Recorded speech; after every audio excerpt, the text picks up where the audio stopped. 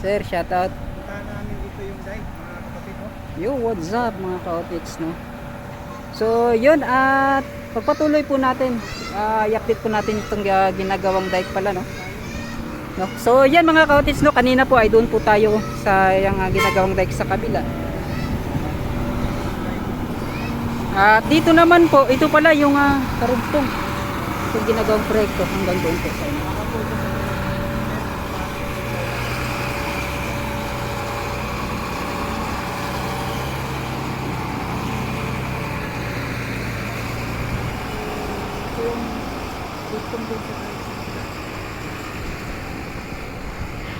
So yun, tanaw-tatanaw po natin yung ginagawang dyan mga cottage, no? Yun. So dito banda. Wow. Napakaganda po mga cottage. So yun at sa ngayon po mga cottage, focus po tayo dito sa ginagawang dike na to.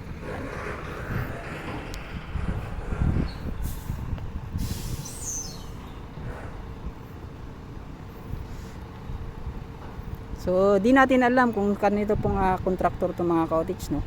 Na kanilang ginawa dito. So, andun po sa unahan si Sir Welpy.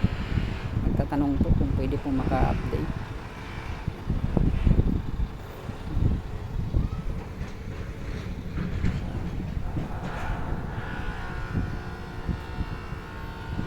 Matagal po tayong hindi nakapag-update. Marami pong mga kaganapan na hindi po natin na ipakita po sa inyo mga ka-outfits. So ngayon po ay maraming salamat sa tulong po ni Sir Welpy. Nakapunta po tayo dito banda. Yan.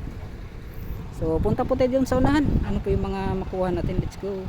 Yo, what's up mga ka-outfits, no? So nagtatanong po tayo dito kung paano po ginawa o kung sino po yung mga nagkokontrata dito, no? So, iba po na yung mga nagkontrata dito. So Genesis po daw yung nagkontrata, yung nakakuha ng package na to. Yung dyan sa kabila kasi mga kautis, sa Vicente Lau. Yun, oh. So, makikita po yan ninyo kung paano po pagandahin itong ginagawang dike. So, sa pagkakaalam ko, sa natanong ko mga kautis, yung pagkagawa dito, katulad din sa kabila, no? Pagagandahin, magiging esplanade po ito.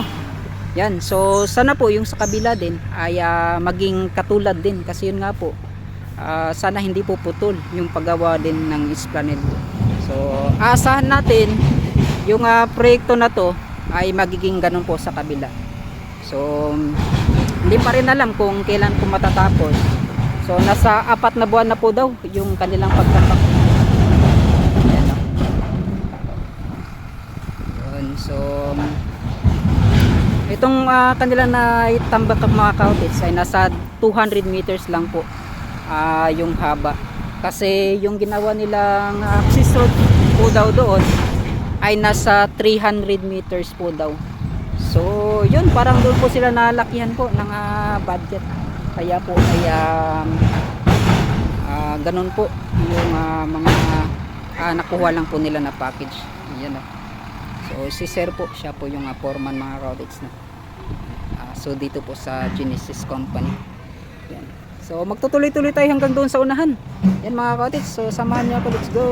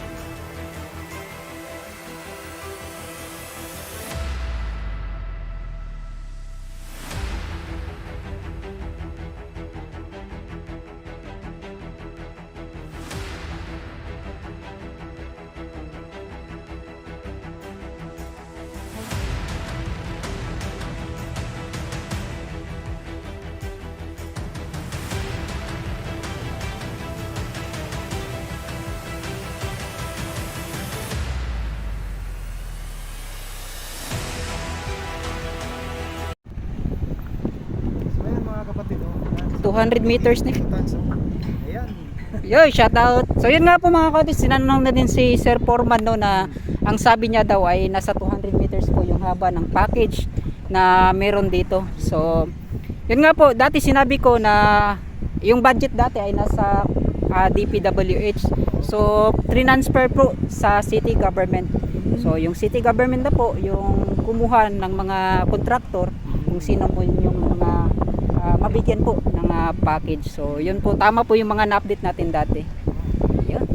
So thank you sa information dito Tans. Ayan. So katulad pala ito sa kabila. Oo, oh, yan. Kala Ganyan natin din. mga kapatid, dahil ito katulad sa Matina, Talumo, ano pala ito, Explanade po. Oo. Project. So maganda.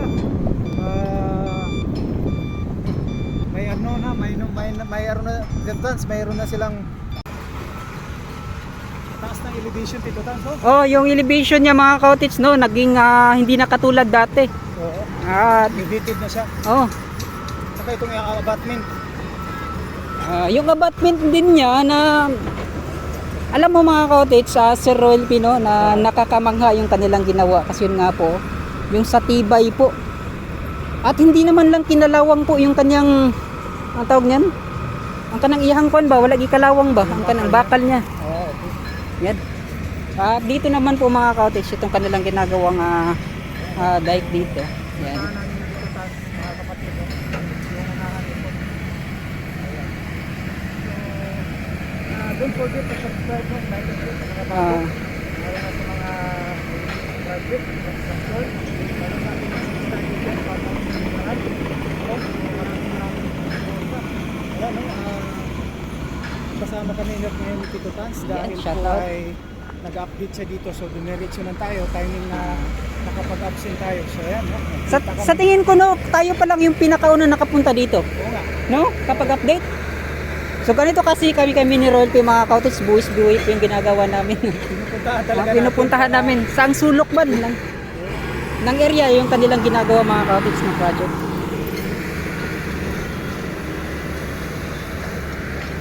Kita pa. Nakaarap dito. Yan. So, gagawin nila Tito Tans, no? So mauni ang cut daw diri murag diri ata ang cut nila. Daw dapat 200 murag dito sa unahan. Dari na 200 meters. Murag dito sa tanan na to. Ito, dalan na lang nila o parang daan lang nila. Namang 200 meters magud daw ilahang kwan. Sumo diri siguro. Murag dira. Dire. Oo. Okay. Pero ito, marang daanan na lang siguro. Ayun sir, ayun. Yun yung dulo. So, Ng yan, 200 ito meters. na yung Bukana Coastal Road, Tito Tans. Ayan, so yan na yung road. Ayan. Papuntang Rojas, Rotonda. So dito na yung dulo po ng yung pababanan niya mga cottage to. Yung Yan. paslop niya. Pa-slope niya. So medyo talagang paakyat pala yung ano ng kulay. Oo. So yun. At dito naman malayo din sa Kabayan mga cottage yung kanilang mga ginawang proyekto yan, no. Dito kasi dati may nakuha dito parang 3 bahay yata, no.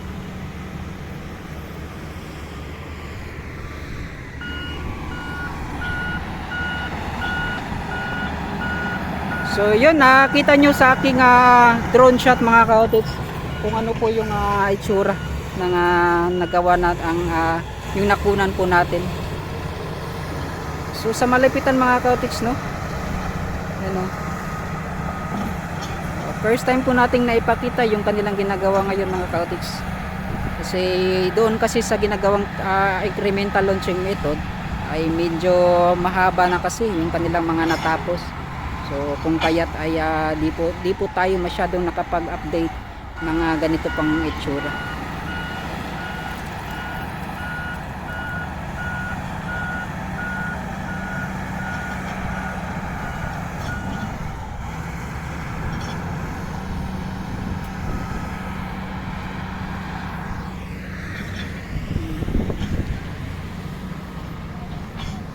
So ito pala yung ginagawang access road na sinabi po ni Sir na nasa 300 meters po.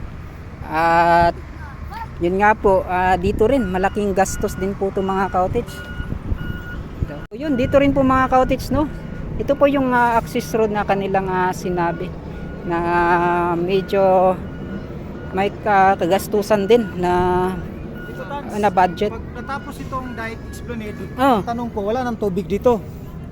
Sa tingin mo? Dili, ang dire, so posibleng makan ni siya, tama. Mahubas gid ni siya, mag-drain gid ni siya.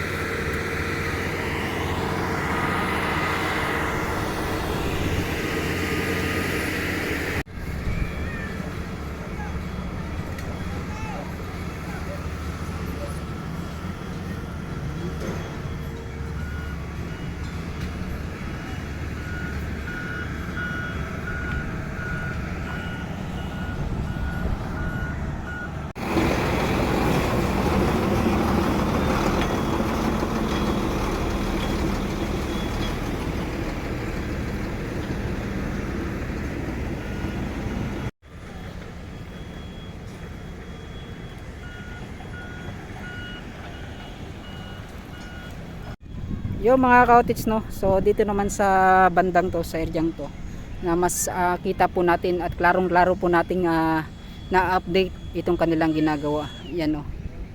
At yung crane po nila mga ka-outage, no. Tower crane ba yung tawag niyan? Yan, no. So napaka high-tech din. Yan. So kakaiba talaga gumawa itong mga Republic of China, itong mga Chinese. So ganito po ka high-tech yung mga makinarya na meron po sila. Yan, so nagpormang letter B yung itsura po ng doon po sa dulo. Yan. So sa pagkakalam ko mga ka-outage, ito po ay cable stayed. So may mga kable po yan na makikita natin sa itong ginagawang tulay. So asahan na lang natin by 2025 matatapos po ito, ang proyekto na to. So yung ina-update ko lang sana itong tawag nito, itong dike sana yung ina-update natin, kaso ay malapit lang din naman sa itong Davao River Bridge project. So ina-update na lang din natin dahil yun nga po ay magkadikit lang naman, malapit lang. Yan, no. So ito po ay magiging Esplanade. Inuulit ko, magiging katulad din doon. So yun mga ka-outage, no. Dito po yung sa dulo na niya. So dito po ay kaya po yung mga parang nahaw na yan na nabay daghang mga bitin dira wala. Nay mga bitin wala. Nay mga bitin? Daghan dira. Yan na. So yan ay aprobado na po yan ng DENR, Department of Environment and Natural Resources, ay may permit na po yan. So sa kanilang pagtuloy-tuloy na po na paggawa nitong proyekto na to. So yun, no. At asahan natin na itong mga pag-update natin, so by January pa tayo or February pa mga ka-outage makapagtuloy-tuloy, kasi yun nga po yung kontrata natin sa trabaho ay nasa January pa po magtatapos. So maganda naman magtrabaho mga ka-outage, kasi yun nga po yung pera ay nandyan na, ngunit nakakasabik din na magbalik sa pagbablog, no. Yan. So dito naman yung mga kabahayan sa bawat gilid niya ay di natin alam ano yung mga posibleng mga mga action, or ito na ba yung kanilang area na nandito. So yan, hintayin na lang natin. Nasa barangay kasi, nasa city po yung mga lahat po ng mga ano yung mga posibleng mangyari pa sa mga city dito. So at least itong dike na to napakalaking tulong po, kasi yun nga po kapag lumalaki kasi yung itong tubig sapa dito sa Davao River, no, sa bungangan na niya, ito po ay napakalaking tulong sa pangharang. No, yun, no. Yo, what's up? So, kasama ko pala si Sir Roel Pino. At dito nag-update kami sa ginagawang Davao River Bridge at itong dike project dito po sa Maya, Davao River. Esplanade. Esplanade. So, ito po ay kagandahin mga cottage, no? Itong area na to.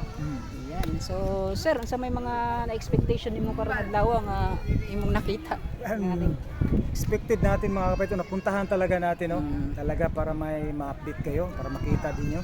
And then napakaganda dito, no? Pag natapos itong project dito, dahil po ay talagang pwede mapasyalan dito. Ayan.